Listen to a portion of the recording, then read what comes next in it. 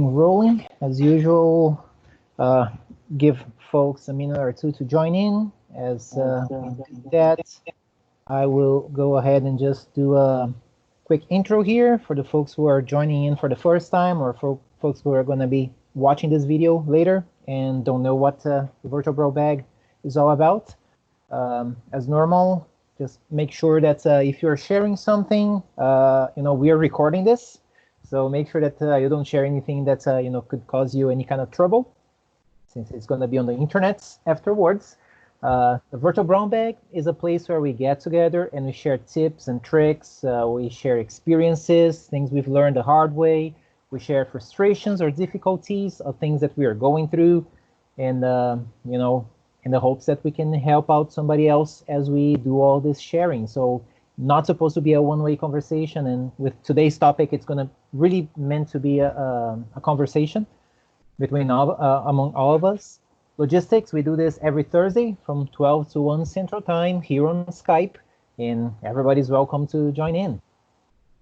We have been all over the map. We've shared stuff from, like the nitty and gritty details of certain programming languages, frameworks, libraries, things like technical debt and, patterns and practices. It's really anything that comes to mind, anything that people feel, passionate about. It's all, a good topic for us as far as we are concerned. You can always go to the virtualbrownbag.com website, where you can always find the link to the meeting so that you know where to join in. There's also the links to the previous meetings, the videos that we've published. So make sure to check it out and help us, distribute this information to other people who might benefit from, joining us here every week. And without further ado, I will throw in just a quick note, since it's a free thing going on. The Agile Shift Conference is going throughout the month of June. Since we were not able to have the physical conference, we decided, to at least have it virtually.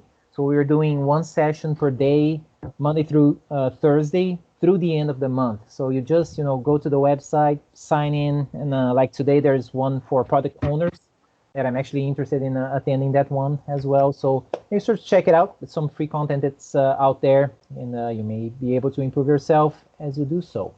And for today's topic, so last week, towards the very end of the meeting, George brought up this very relevant discussion on, what do we expect to see when we are like looking at somebody's resume? What are we looking to see there, right? How are we creating our own resumes? How do we proceed with either if you are the interviewer doing a job interview, or if you are interviewing for a job? So, and that sparked like a lot of conversation in the chat and on the call. So we decided, let's make today's meeting all about that. So George, since you started, you want to just kick us off and then spark the conversation? Yeah, sure, I guess. I suppose so. In I look at a lot of resumes at my previous job, because we were growing a ton. Personally, did probably 150 interviews of senior developers, and reviewed tons and tons of resumes. And in my current one, as a boot camp, at boot camps I basically work with our grads to kind of give them advice on resumes and applying in general. So I would actually like to start at resumes, but maybe kind of talk about applying to jobs in general, especially in this day and age. But let's kind of start as specific as possible. Sure. Let's start a little bit of a controversial one, but I think it's interesting. Views on technical skills lists in your resume, because we touched on it a little bit at the last one. I think this kind of be a good one to compare viewpoints. And please, by all means, anyone who has questions, pipe up and ask questions either in chat or just open your microphone and start talking.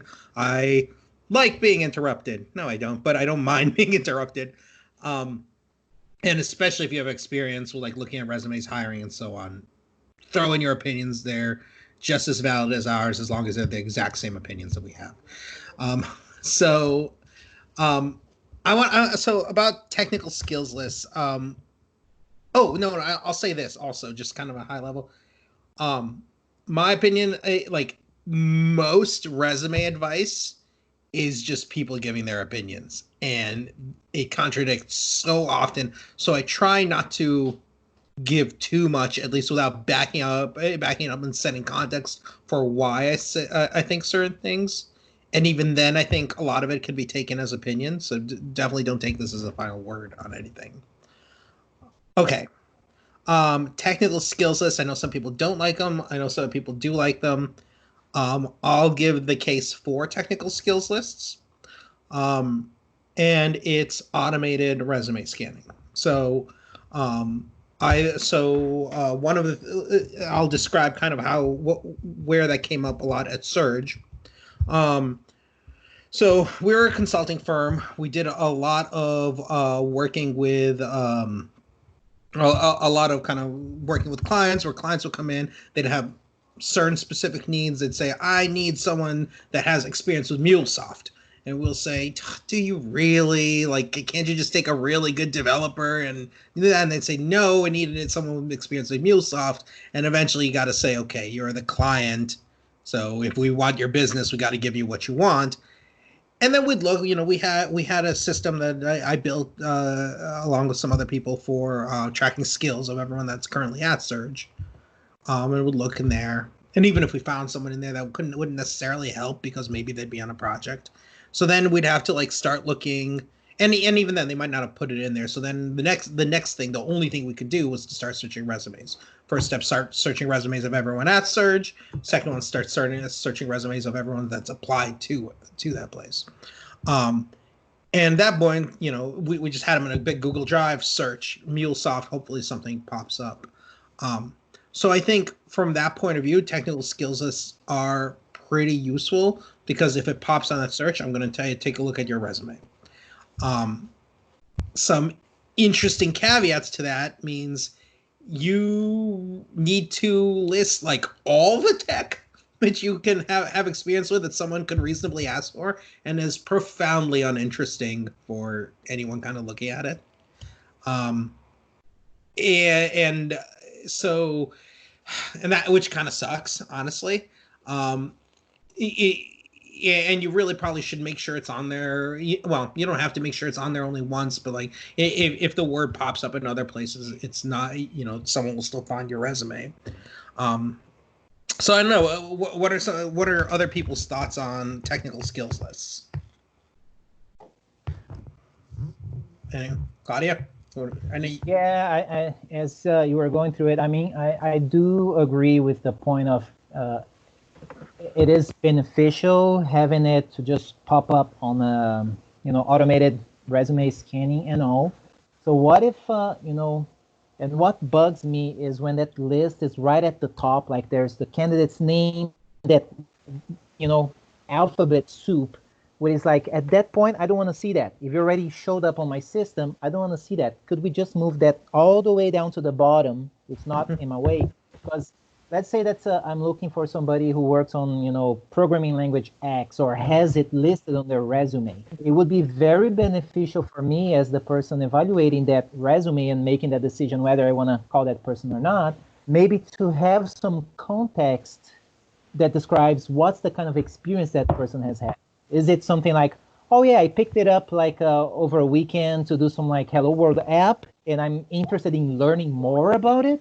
Or, oh no, I have extensive knowledge on it because I did X, Y, and Z.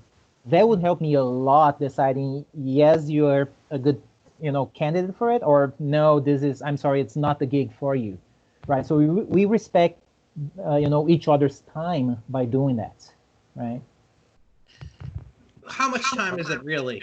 Let me ask you that though. Like as compared to like opening up the resume and looking through it and reading through all that stuff, is scanning through the big block of text like really that much time? You just kind of hop over it, right? Well, the problem is making a decision to have a phone call with that person, do that initial phone screening. And then when you make when you ask a question about that one thing that the person put on the resume, and you figure, oh, you know what, that person hasn't gone beyond Hello World. Yeah. This is what tricks me. It's like, darn it. If I knew it, we would not have scheduled time for that. Yeah. So and that's interesting. So I think there might be different advice there for juniors rather than for seniors. So for junior developers, kind of my guideline of when they can put something in the skills list is like, all right, when you feel like you can answer the beginner level questions on there, you could put it on the skills list. Put the ones you're most willing to talk about, most ready to talk about first. Sort them. That's conventional. Though we never actually say that out loud, so I'm saying it out loud. But yeah, I hate it when people alphabetize it. I'm like, that gives me no information other than the fact that you know the alphabet. But yeah, but I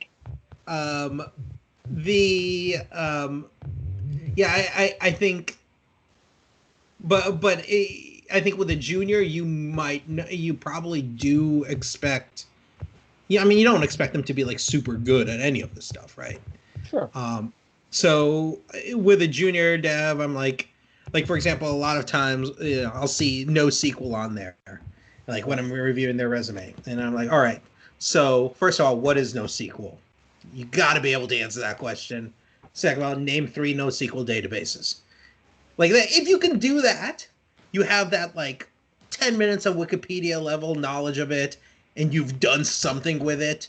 I'm okay with you putting it on there.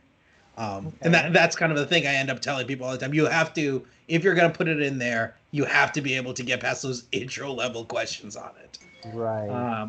And I think for seniors, it's a little bit different. The other thing that I think the technical skills list serves, and now that no one puts objectives on their resumes anymore or anything like that, is it does give you kind of that top level view of like what type of developer they are. Like, oh, if it's front loaded with JavaScript, then maybe they do more work in the browser. Whereas if it's front loaded with SQL stuff, maybe they do more like SQL report and SSRS stuff. And we don't have like a great other place for that sort of thing. For their kind of, here's my view of myself as a developer and what I specialize in. So kind of technical skills lists are doing double duty in that respect, maybe. Yeah. Yeah, curious to hear what other folks on the call have to say about that. Yeah. So this is John. I have lots of opinions about that. Go for it, man. I think it depends both on where you are in your career and what type of job you're applying to. I've been a consultant, and I've been a corporate developer, and I've been on both sides of the interview table for a long time.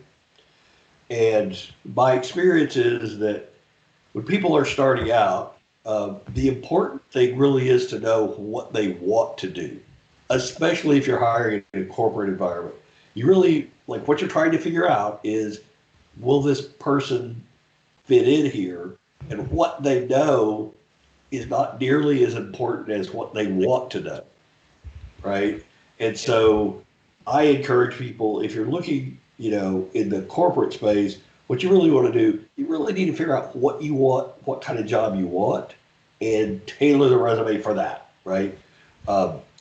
If you're going into consulting, I mean, we're the product. You need to know what you're good at. It's expensive to get me. I'm not going to put every technology I've ever used.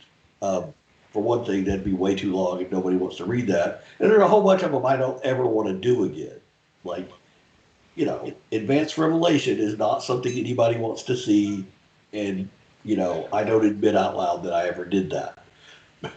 But anyway, so in terms of technical skill, I encourage people, for the things that are what you want to do, work that into your description of the jobs you've had, so that, like Claudio said, people can connect it to how you've used it. Now, if there's stuff that you've done that you want, to pop up, stick that at the end of a list of, other stuff I've done. And then if somebody really wants it, like, if they're looking for that guy who has that particular experience, then they'll find that and, call you up and figure out what that is. But if it's the things you want to do in the future, make sure you've got your experience worked into the roles that you've had on the projects you've worked on, the jobs you've had. Yeah. Well, and that actually touches on an interesting thing too. Customize or don't customize your resume to the job, and I think we'd all say like, yes, it's better to customize things for a resume to the job. But practical point, right now, I'm seeing like the application to interview ratio, just to get an interview ratio for people to be well north of 1 to 100 for beginners. So they have to send out over 100 resumes to get an interview. Probably, I mean, you can imagine that it takes close to 1,000 to get an offer. You can't customize your resume to everything. It's just impractical. So, yeah. Sorry, I don't want to interrupt you. Go ahead. I was gonna ask you. So, what about like if you flip that a little bit and you think, how badly do I want that job? If you really want to land that job, by all means, do your research, customize your resume for that. I've been in situations where I'm interviewing somebody and the person has been really, really smart, where the person was told I would be the interviewer. So what did the person do? She went online and read everything there was to know about me, my blog, to know what kind of interest do I have, LinkedIn profile and stuff like that. So the person started like answering questions or even asking questions based on my areas of interest. I'm like, that is very smart of you to do. I'm shocked at how rarely people do it. Out of like I said, hundreds of interviews. I've got plenty of blog content. I was emailing with them beforehand. I've had maybe 2 people do that. Like, and that's the thing, right? So those kind of people, they really want that job because they did their due diligence of actually researching on what is the company all about, what is this person who's going to be interviewing me all about, and if I really do want that job, what is the best that I can do, right? I've never done here are some researches or some resources you could use before you apply for the job. I've never done that, but I've had this situation where the person just looked me up online to prepare for that, and I said, okay, this is really smart of you to do. Yeah, I think it's smart. I don't know if that necessarily means they really want the job, as opposed to they know this one trick. Correct. Yeah, and they have the opportunity for it. Yeah. So right. I'll say this: the number of people who don't do the basic research of what is the company that they're applying for do has always astounded me. It's like, to me, that's the bare minimum. You should go find out what the company that you're applying to actually does. And I would say that I don't see evidence that, well, it's a little better now, but for most of my career, it was like 1 in 20 people would do that. Yeah. And I never did get that. Right. But like, why would you not do that? That's right. But as far as resumes are concerned, I still see how much this helps. Because again, if I'm telling people you got to apply to 10, 15 jobs a day, they're not customizing their resumes in a bunch of different ways. Now, I will say, and even like it seems like an easy thing, and I find people do even this rarely, is like, okay, so you start applying to it. Maybe you write one custom resume a week for a particular type of job from the type you're applying to. And then you have, you build up several types of resumes that you could use. I think that might be smart. Yeah. Which now that I say that, I'm going to encourage our grads to do that. So, I hadn't thought of that before in those terms. Here's what I advise people who have, some experience under their belt. Create your resume in chunks that you put together in Word. Mm-hmm. And a lot of the roles I've had, I may have 2 or 3 different ways of talking about what I did on that role. For some people, the fact that it was C# and SQL Server and EF matters. For other people, a whole different set of the things we did there. Other folks may be more interested in the fact that it was a Scrum project and we did TDD, and so now, granted, not everybody has to deal with 30 years of experience, but when you start to get experience, you have to learn what to leave out, because I don't know what's up with people who have 4 or 5 years of experience and have 6-page resumes. Yeah. True. I'm not going to read that. Sorry. Yeah. Though honestly, like, I barely read people's resumes anyway. I threw it anyway. So like, it's not that big a deal. But yeah, I've gotten a 30-page resume before.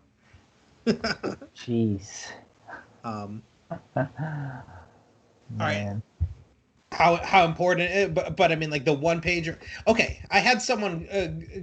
I don't think it was here, but I had someone go off in the Slack I'm in about like resumes versus CVs and how a CV can be longer and a resume needs to be 1 page. Is that a distinction y'all have ever heard before? This is the very first time I'm hearing it. Yeah. Only in academia. Okay. Yeah. Like, I mean, that's the only place where CVs really, as far as I know, that I've run into where that really matters. yeah. I call my thing a CV because it works. It just looks better. I don't have to type an accent for it. I mean, it's an interesting distinction. Maybe it's a bigger deal in like Europe or other places, but I haven't heard it. My own resume, I'd say like I just do it in HTML. It's definitely more than 1 page if you print it out, but I also, when I export it to PDF, I mess with the page sizing, so it looks like 1 page. And if they were to print it, well, then it won't work on their printer well. But also, who the heck prints resumes? Well, I don't know. I don't know if that's all that smart to do, but that's what I came up with and stuck with for the last job hunt. Hey, you said who prints resumes? When I was doing tech screens at a previous employer, I always printed out their resume to take it to the interview. Okay. So, let me caveat that. Who prints resumes for a remote interview?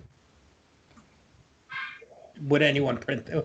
Like, if you're meeting someone face to face, I think that's more reasonable. Yeah. I've not been to a face-to-face interview that wasn't like way far along in the process in a long time. So, yeah. Sorry, I was going to say it depends on how you like to take notes. If you want to type everything up, you can. But if you like to be able to scribble on a resume, then you're going to want to print it. It's true. Yeah. Justin says if it's on paper, that's one less tab to open. I mean, sure. But it's yet another paper on my desk. I've got a lot of paper on my desk. Right. Interesting. Yeah. So okay. That's interesting. Let's talk about some of the other things that come up with resumes. How much does styling matter? And what kind of styling do you like to see? I personally want to see something clean, to the point, I think styling matters to get your eye and make you stand out, right? Right. And obviously if you're more of if it's more of a designer position, it matters more. I will say so. One easy with styling win that I give people all the time is where you have your GitHub, LinkedIn links, email, telephone number, add a freaking icon there. Add the GitHub icon, add the LinkedIn icon, make sure it looks nice and is like aligned properly. Telephone, email, all those have icons. Just put one there, it breaks up the text. That's not going to screw up the ATS system or anything? How? I don't know. Text is still there. honestly, that's like my biggest worry is the ATS system getting all jacked up like every single time. Because like what you guys were talking about earlier, I've sent hundreds of resumes out there and I don't even get phone calls. So, I mean, George, you've seen me in career advice freaking out of my resume. Yeah, yeah, and you posted your resume in chat. We Yeah, I look at- did. So you can fuck with or mess with it if you want. But yeah, like that's what annoys me the most is I know a lot of people deal with it is just trying to get that first interview. Like Yeah. I do the shotgun / targeted approach, but I don't even know what job I want. Like this is my first career. You're basically asking someone who just likes programming, well, what do you want to do? I don't know. I want to program. Like that's what I want to do. But I don't think that's fair. Like you've done sample projects. You have like if I were to ask you right now, and this okay, if anyone ever gets interviewed by me, first question is always what tech do you like to work with, and that's really just to get started talking about it. Second question, which is I think is a lot more interesting, is what do you dislike working with? Now, if I was to ask you what do you dislike working with, you'd have an answer, right? Not really. Like I like programming. Sure. The only thing I haven't tried is or I mean, there's a lot of stuff I haven't tried.